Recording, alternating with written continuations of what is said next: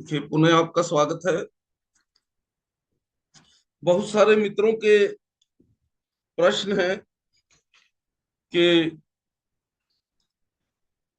इसमें हम वास्तु दोष कैसे देखेंगे, या इसमें नाग दोष या पितृ दोष का कैसे पता चलेगा। तो आज की कक्षा शुरू करने से पहले सागर जी सभी के ऑडियो अनम्यूट कर दीजिए, म्यूट कर दीजिए प्लीज।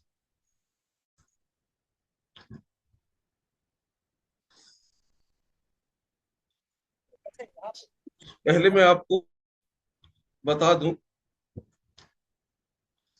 ये जो आप सीख रहे हैं ना केरल ज्योतिष, इसमें कैलकुलेशन का इतना महत्व नहीं है।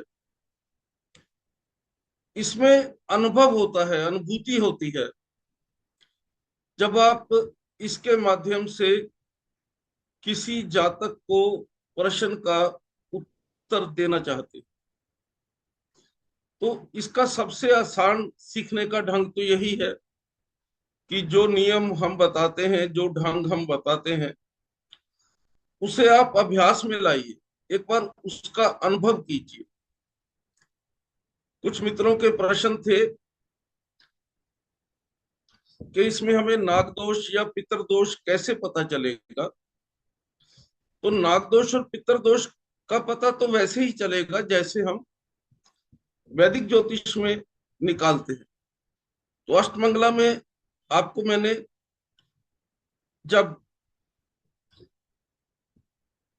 पिछली कक्षा में बताया था, तो हमने आपको बताया था कि प्रश्न के दिन की तिथि, नक्षत्र और ग्रह स्थिति ही देखनी है।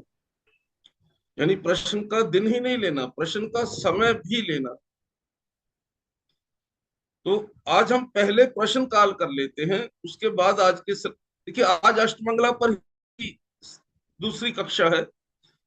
तो जिसे भी अष्टमंगला के पिछले अध्याय से कोई संशय है, कोई जिज्ञासा है, वो पूछ ले। और यदि किसी को कोई जिज्ञासा नहीं है तो हम आगे सिलेबस पर चलते हैं। तो यदि आपका प्रश्न है तो आप अपना हैंड रेज कर दीजिए, मैं पहले आपके प्रश्न का उत्तर ही दे देता हूं।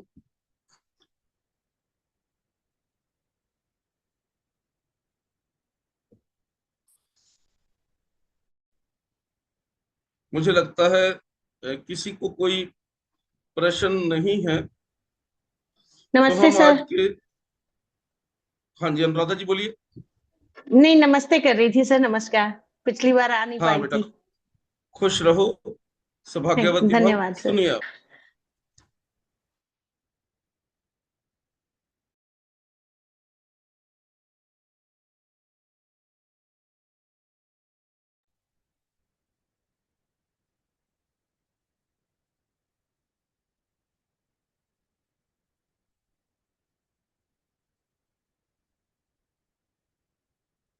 कर लिया सर। आपकी आवाज नहीं आ रही है, आप म्यूट है।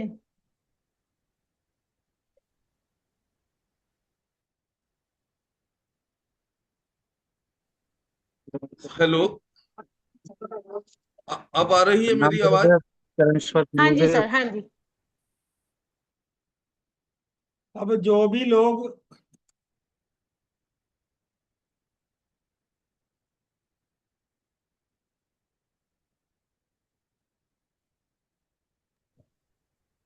गुरुदेव आप फिर से म्यूट हो गए।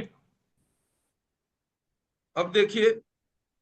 क्लास के सर एक अब मिनट ठीक है, सर एक ठीक है। मिनट में एक बात कहना चाहता हूँ। क्लास के बीच में जिसको गुड मॉर्निंग गुड नाइट जो भी करना है वो क्लास शुरू होने से पहले करेगा, बीच में नहीं करेगा, डिस्टरबेंस होता है।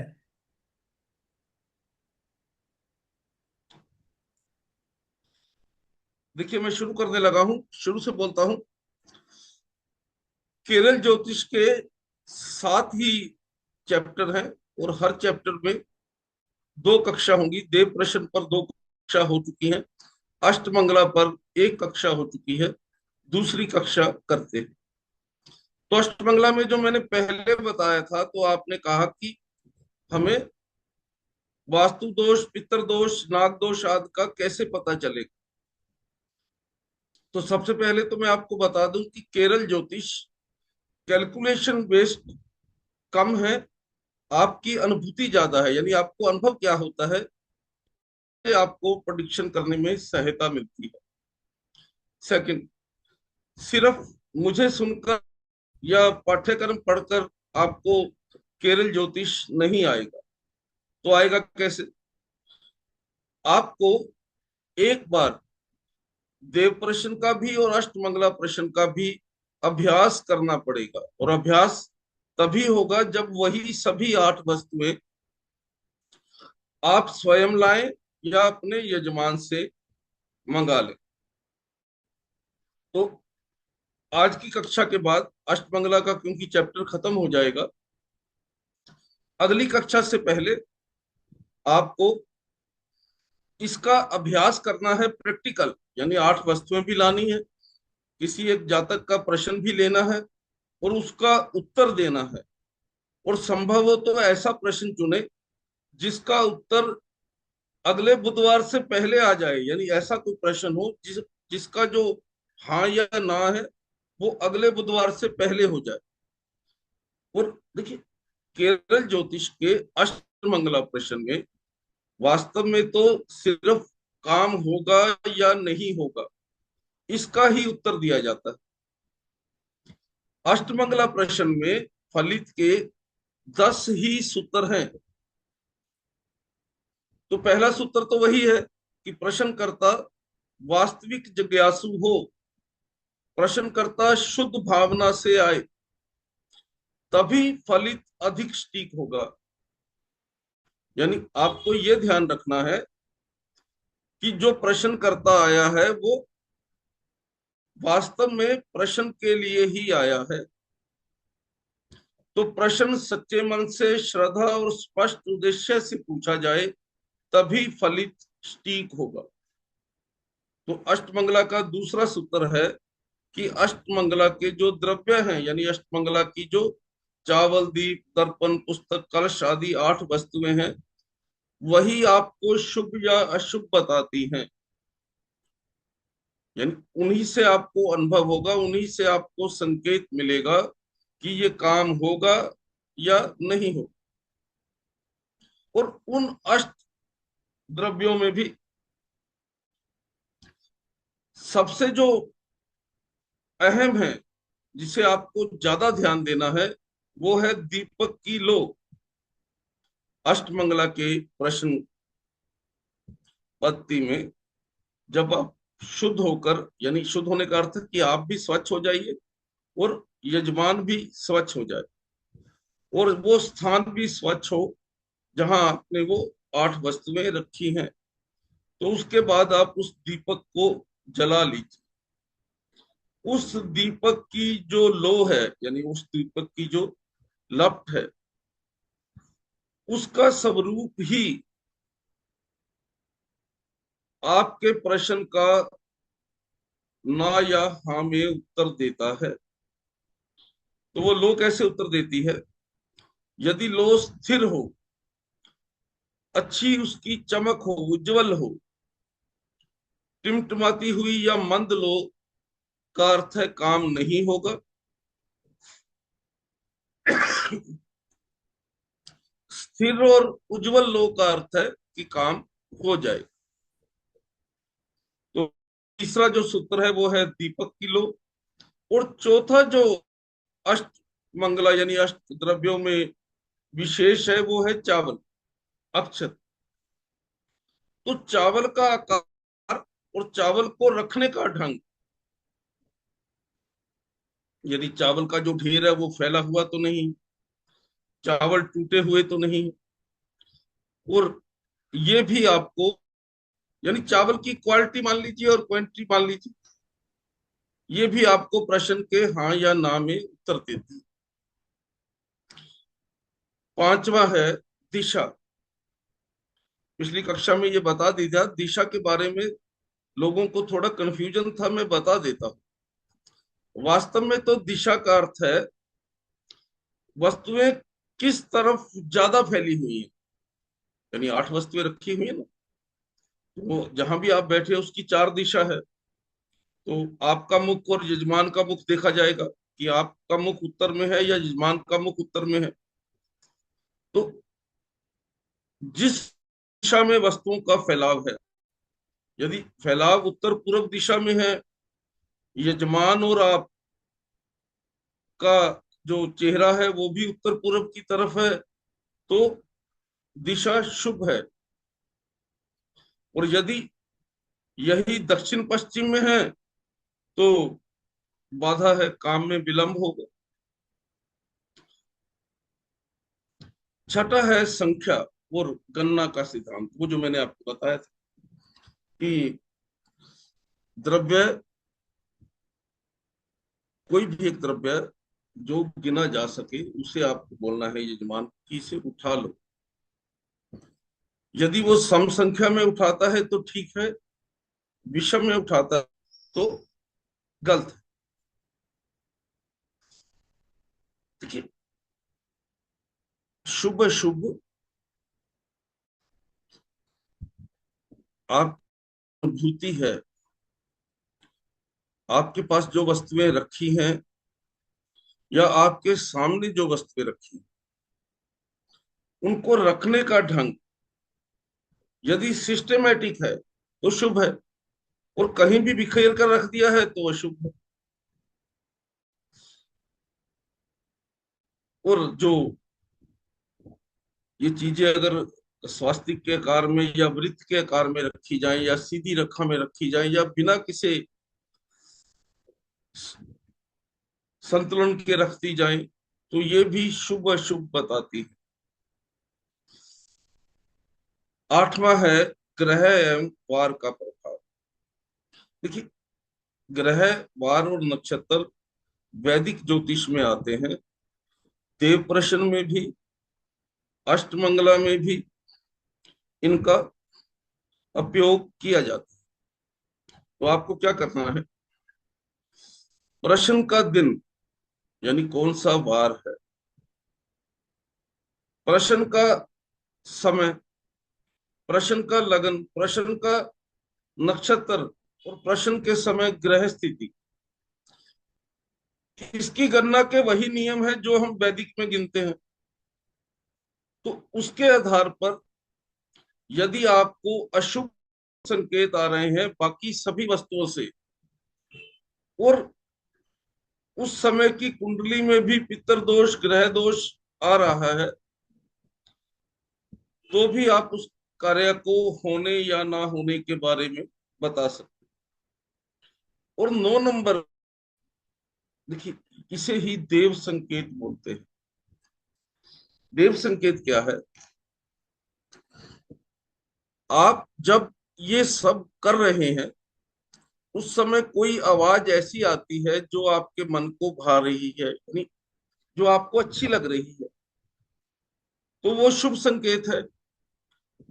कुछ ऐसी आवाज आ रही है जो आपके कानों को अच्छी नहीं लग रही, कोई पक्ष ऐसा बोल रहा है जिसकी भाषा आपको या जिसकी आवाज आपको अच्छी नहीं लग रही, तो ये नेगेटिविटी की तरफ चला जाता है। देखिए, 10 नंबर सूत्र वही है कि हम लोग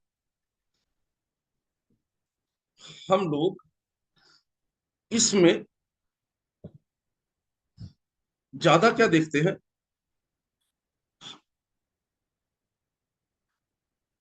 कि हमें उस समय अनुभव क्या हो रहा है, यानी हमें उस समय क्या अनुभव हो रहा है, ये विशेष है। इसे आप 2 या 2 4 या ऐसी किसी गणना से नहीं सीख पाएंगे। कक्षा शुरू करते समय ही मैंने आपको बोला था, आपकी शुद्धि, यजमान की शुद्धि, ये आवश्यक है। अष्टमंगला प्रश्न में 10 ही सावधानी रखनी है आपको। सबसे प्रथम तो है वो स्थान पवित्र हो। आप कहीं भी किसी के घर भी गए हैं तो किसी शौचालय या बाथरूम के बाहर नहीं बैठेंगे। अगर थोड़ा भी स्थान है, उनके घर में कम स्थान है, तो अगर उनके घर में कोई छोटा या बड़ा पूजा घर बना है तो उसके सामने बैठ जाइए। और यदि वो आपके कार्यालय में आकर अष्टमंगला प्रश्न से जिज्ञासा करे तो अपना कार्यालय चाहे पहले से भी साफ है, इस पत्ती को करने से पहले एक बार पुनः साफ कर ली। दूसरा इसमें सावधानी क्या रखनी है कि प्रश्नकर्ता की मानसिक स्थिति ठीक हो, यानी वो भ्रम से, क्रोध से या किसी से डर कर या सिर्फ मजाक करने के लिए प्रश्न नहीं करे। इससे भी जो उसके उत्तर आएंगे वो सटीक नहीं आएंगे, अशुद्ध फल आएगा। ये पिछली कक्षा में भी हो गया था, फिर बता देता हूं। एक लगन में, एक लगन होता है लगभग 2 घंटे का, या एक घटी में, एक घटी होती है 24 मिनट, एक ही प्रश्न ले, यानी अगर बहुत सारे लोग भी आ गए हैं या जातक ही एक से अधिक प्रश्न करना चाहता है तो हमें एक ही प्रश्न एक घटी में या एक लगन में करना है। और इसमें विशेष सावधानी क्या रखनी है, अष्टमंगला के लिए जो द्रव्य या जो वस्तुएं वो लाया है उसे अशुद्ध नहीं किया जाए। अशुद्ध कैसे करते हैं आप? आपने उसे जूठे हाथ लगा दिए या आपने उसे किसी ऐसे स्थान पर रख दिया जो अपवित्र है, तो वो भी क्या है, आपके प्रश्न के सटीक उत्तर को प्रभावित करेगा।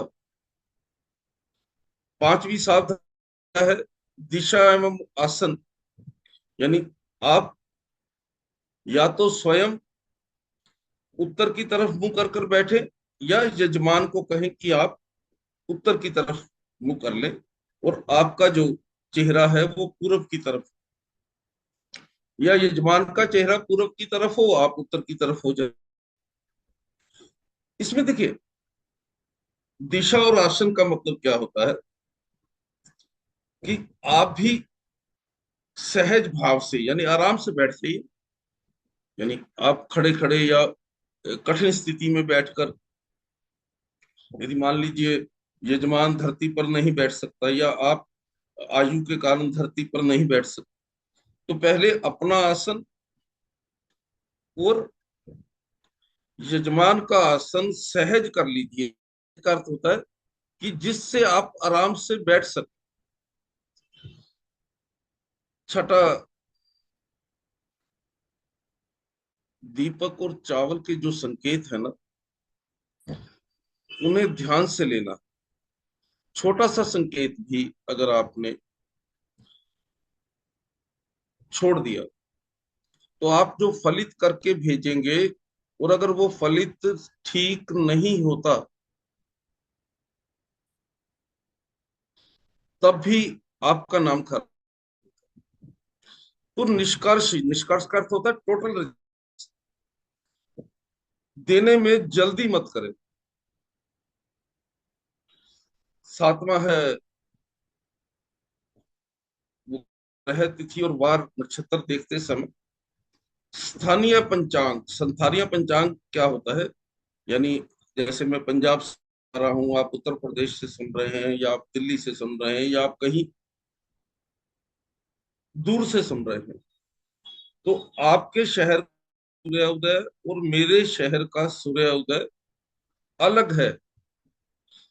तो तिथि वार नक्षत्र या तो आप किसी सॉफ्टवेयर से लें जिसमें आपके शहर का आ जाए, नहीं तो स्थानीय पंचांग का उपयोग करें। आठवां नंबर जो इसमें सावधानी आपको रखनी है, यजमान के प्रति आपका प्यार, यजमान के प्रति गुस्सा या यजमान के प्रति आपके पहले से अगर कोई अच्छे या बुरे संबंध रहे हैं, उसे अपने फलित पर हावी ना होने, यानी निष्पक्ष होकर फलित करें। यानी किसी लालच से या किसी भय से या ये सोचकर कि कुछ अगर भयभीत करता हूं तो ये कोई विशेष उपाय मुझसे करा लेगा, यानी किसी तरह के लालच से या किसी तरह वैर या मित्रता के भाव से फलित नहीं करें। आप देव हैं, जब आप अष्टमंगला से फलित कर रहे हैं तो आपकी स्थिति देव वाली है, यानी आप वहां दिव्यज्ञ की तरह उपस्थित है। तो उस समय आप एक साधारण इंसान की तरह अपने मन में रोष या प्यार या पक्ष लेकर अगर करेंगे तो ये ठीक नहीं होगा। तो इसमें एक बात मैं और आपको कहता हूँ, इसमें जो हमारे जोशी लोग गलती करते हैं, क्या करते हैं, हम कुछ नियम अपने ही बना लिए हैं। अपने कैसे बना लिए हैं, यानी वो किसी किताब में लिखे हैं और हमने उसे अपने ढंग से उसकी व्याख्या कर दी है।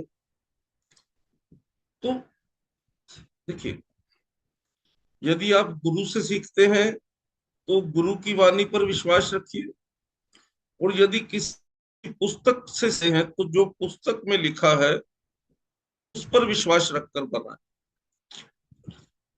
अभी आप या मैं इतने देवतुल्य नहीं हो गए हैं कि हम अपने ही नियम, अपने ही उपाय लग जाए, गलत हो जाए। और अंतिम जो 10 नंबर साल है वो ये है कि देखिए, लोग आपसे केवल से पूछने नहीं आते। लोग चाहते हैं या आपके यजमान चाहते हैं कि आप समस्या तो बताएं ही, लेकिन उस समस्या का हल भी बताएं। क्षमा करें। वो हल यानी उपाय कुछ भी ऐसे नहीं बताएं जिससे किसी भी ढंग से आपका लालच पूरा होता है। यानी आपके उपाय से ऐसा नहीं लगना चाहिए कि आप कोई भी उपाय या पूजा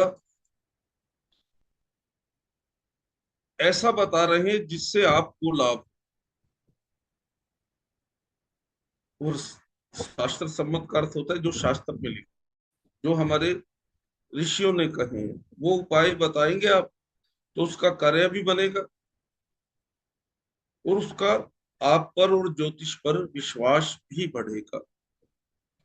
देखिए, अष्टमंगला प्रश्न में ना जो ये सावधानी है ना, यही सटीक उत्तर का ढंग है। हम लोग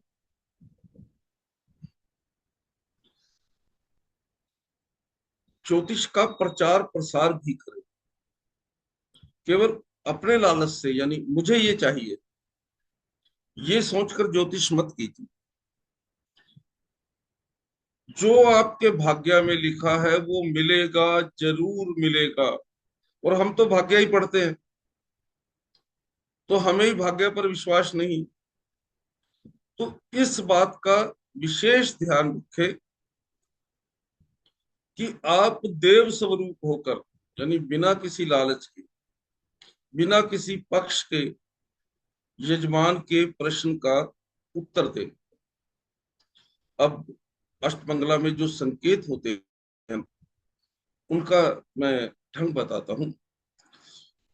सबसे पहले वही बता रहा हूँ, दीपक की लो, अगर वो स्थिर है, हिल नहीं रही है, सीधी खड़ी है, उज्जवल है, तो सफलता है, शुभ परिणाम।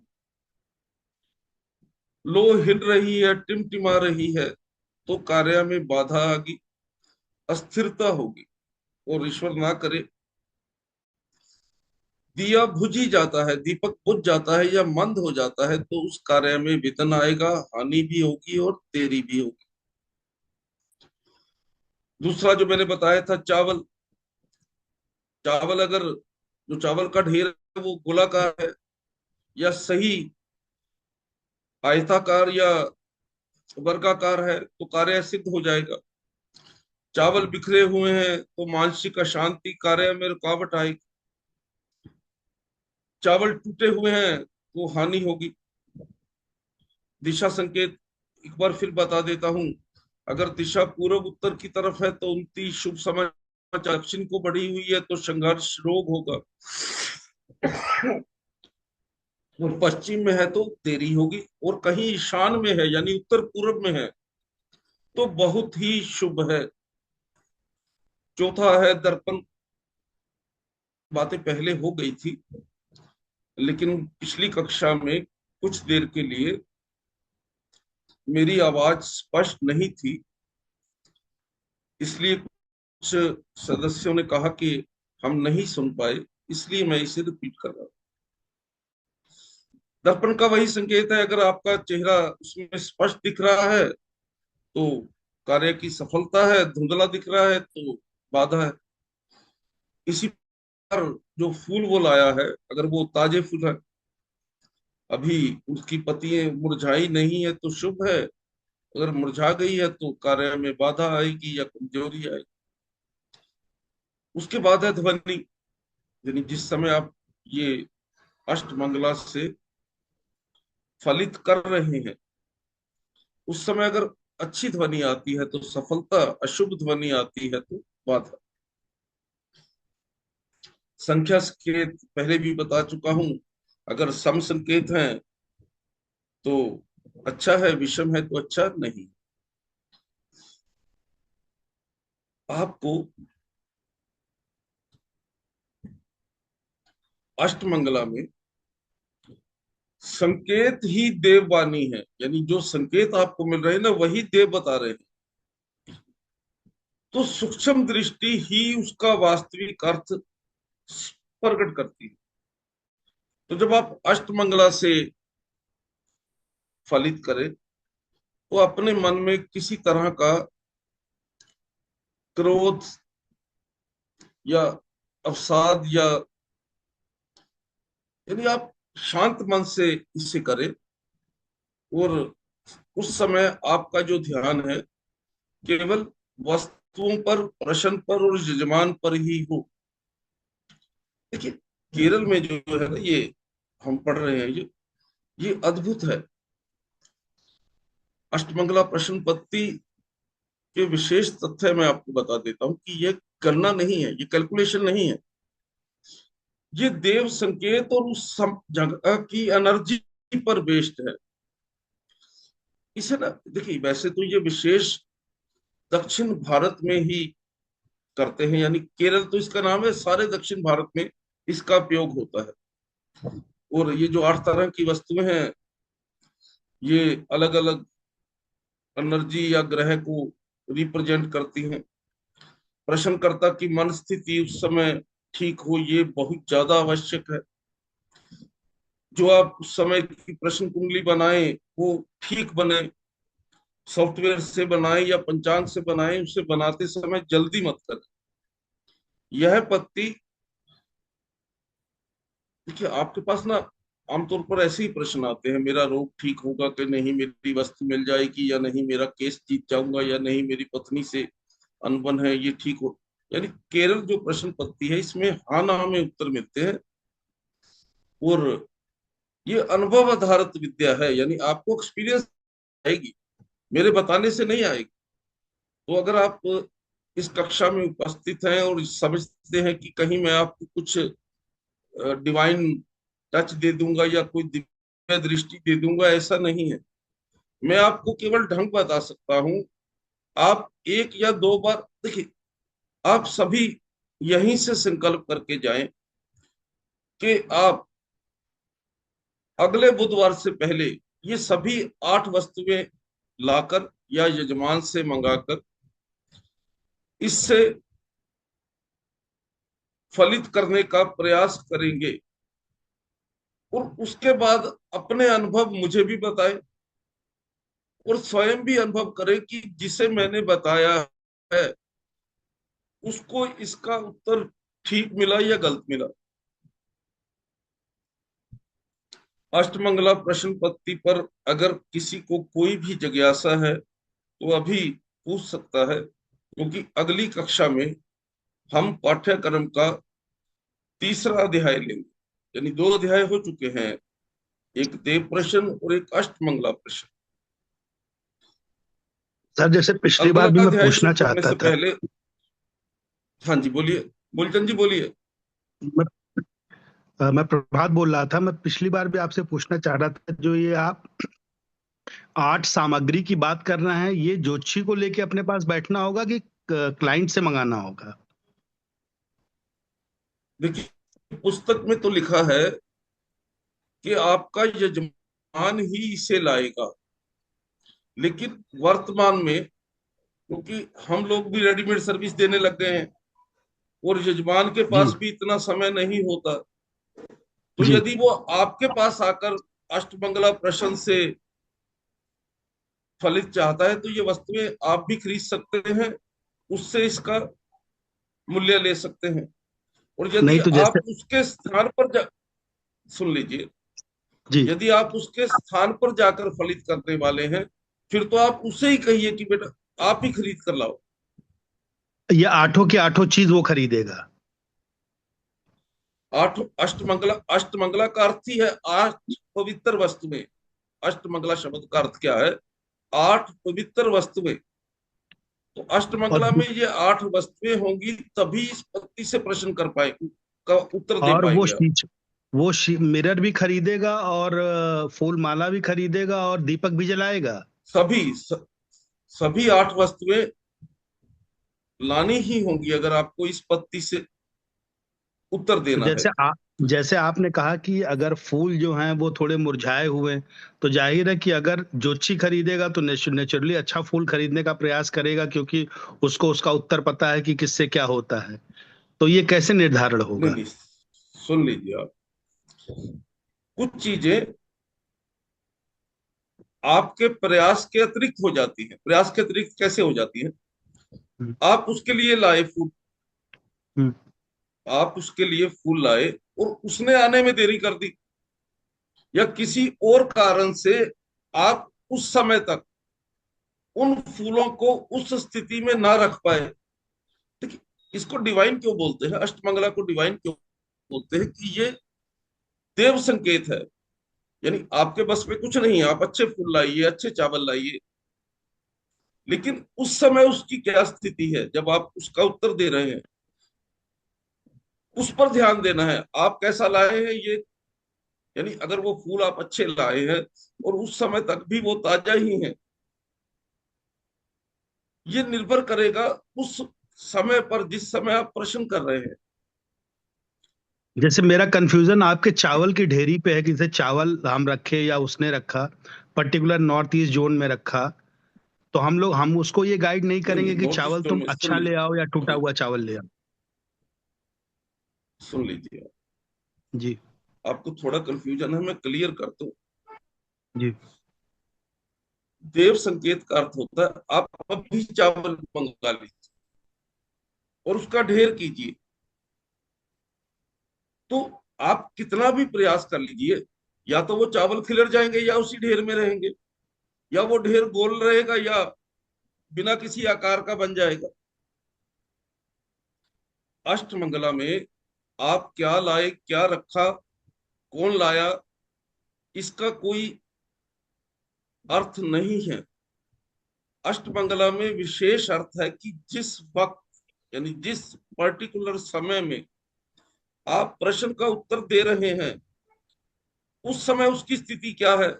अभी मैंने आपको दक्षिण पश्चिम या वास्तु का बताया, अब आठ वस्तुएं आपको रखनी है। अब आठ वस्तुएं आप एक सिस्टम में भी रख सकते हैं, तीन तीन की लाइन भी रख सकते हैं, आठ वस्तुएं गोलाकार भी रख सकते हैं।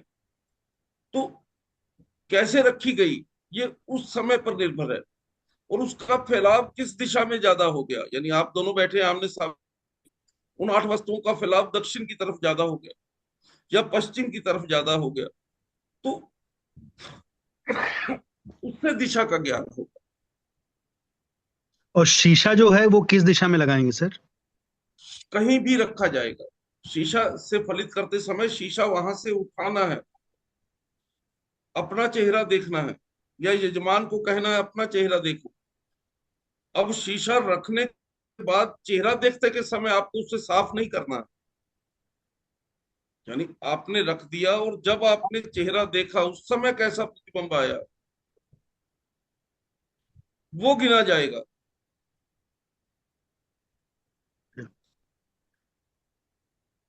मैं दूसरे जिज्ञासु से पूछ सकता हूँ कि अभी आपका प्रश्न शेष है? नहीं मतलब मैं चाहता हूँ ना प्रैक्टिकली अगर आप क्योंकि बहुत जो पढ़ाई वो थोड़ी कंफ्यूजिंग है अष्टमंगला की कि इतने 8 तरह की चीजें होंगी। देखिए सुन और लीजिए, उसका अगर अगर कोई सवाल फ्रेम करके आप समझा आप अगर दें तो ज्यादा आसानी होगी सर। मतलब सवाल मुझे फ्रेम ऐसा कर लगता लीजिए, है आप एक प्रश्न कीजिए, आप एक प्रश्न जी। कीजिए सर।